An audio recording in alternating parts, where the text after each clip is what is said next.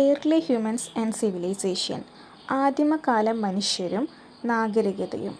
ആദിമകാല മനുഷ്യരെന്ന് പറഞ്ഞാൽ ഒരുപാട് വർഷങ്ങൾക്ക് മുൻപ് ജീവിച്ചിരുന്ന മനുഷ്യന്മാരെക്കുറിച്ചും അവരുടെ നാഗരികതയെക്കുറിച്ചും എന്ന് വെച്ചാൽ അവർ എങ്ങനെ ജീവിച്ചിരുന്നു, എന്തൊക്കെ ചെയ്തിരുന്നു, അവരെക്കുറിച്ച് മുഴുവനുമാണ് ഈ ഒരു പാഠത്തിൽ നമ്മൾ കാണാൻ പോകുന്നത്.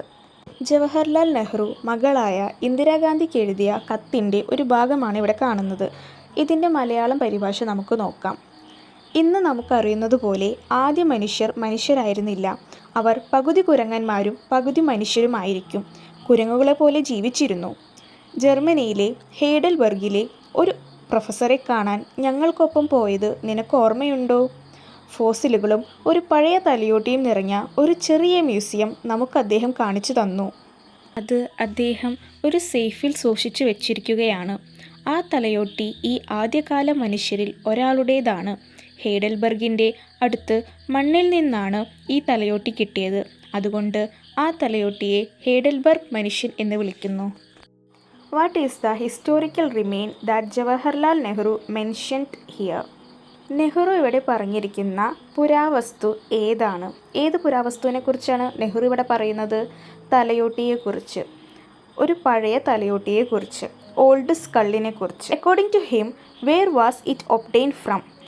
നെഹ്റു പറയുന്നത് പ്രകാരം എവിടെ നിന്നാണ് ആ വസ്തു ലഭിച്ചത്? തലയോട്ടി എവിടെ നിന്ന് ലഭിച്ചെന്നാണ് നെഹ്റു പറയുന്നത്? ജർമ്മനിയിലെ ഹെയ്ഡൽബർഗിൽ നിന്ന് ലഭിച്ചെന്നാണ് പറയുന്നത്. അപ്പോൾ അതിൻ്റെ ഉത്തരം ഹെയ്ഡൽബർഗ് എന്നാണ്.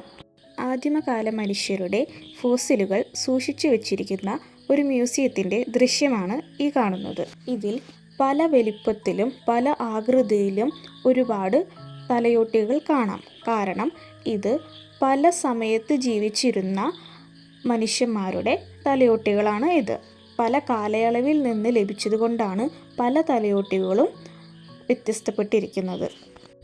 ഇനി നമുക്ക് BCE ബിഫോർ കോമൺ എറ ആൻഡ് CE കോമൺ എറ എന്താണെന്ന് നോക്കാം.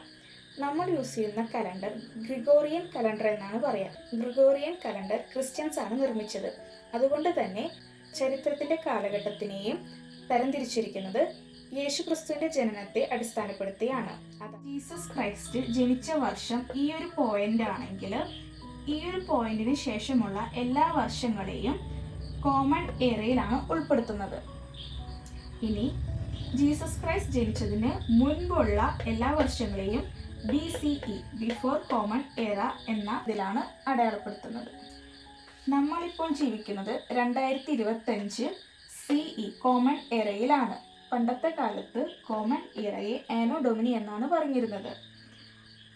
അതുപോലെ തന്നെ ബിഫോർ കോമൺ എറ BCEനെ പണ്ടത്തെ കാലത്ത് ബിഫോർ ക്രൈസ്റ്റ് എന്നാണ് പറഞ്ഞിരുന്നത്.